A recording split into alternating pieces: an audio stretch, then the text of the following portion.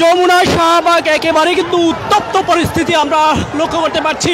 বুয়েট শিক্ষার্থীদের সাথে একেবারেই বলা যেতে পারে যে পুলিশকে লক্ষ্য করে বুয়েট শিক্ষার্থীরা ইট পাটকেল ছুটছে, আবার পুলিশ সদস্যরা থামানোর জন্য সাউন্ড গ্রেনেড ছুটছে এবং জল কামান দিয়ে কিন্তু আমরা দেখছি যে জল কামান, সাউন্ড গ্রেনেড, টিয়ার শেল একাধারে কিন্তু ছুটছে। তারপরে কিন্তু আমরা দেখছি যে বুয়েট শিক্ষার্থীরা সর্বশেষ যমুনা অভিমুখে ঘেরাওয়ের উদ্দেশ্যে রওনা দেয়।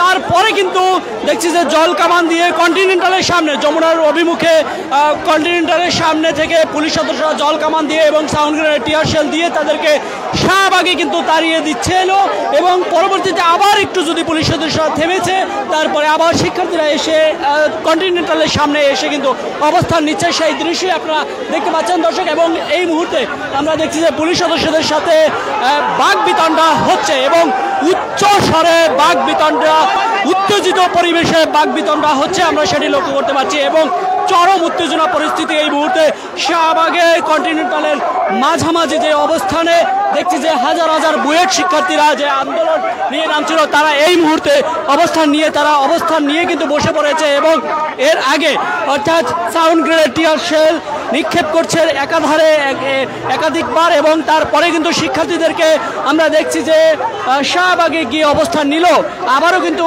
কন্টিনেন্টালের সামনে এসে পড়ছে। অর্থাৎ তাদের যে যমুনা অভিমুখে ঘেরাও কর্মসূচি দিয়ে তারা আলটিমেটাম দিয়ে যাচ্ছিলেন, সেটি কিন্তু আমরা দেখছিলাম। এবং এখানে যে পুলিশ সদস্য রয়েছে তাকে ঘিরে কথা বলছেন, আমরা একটু শোনানোর চেষ্টা করছি।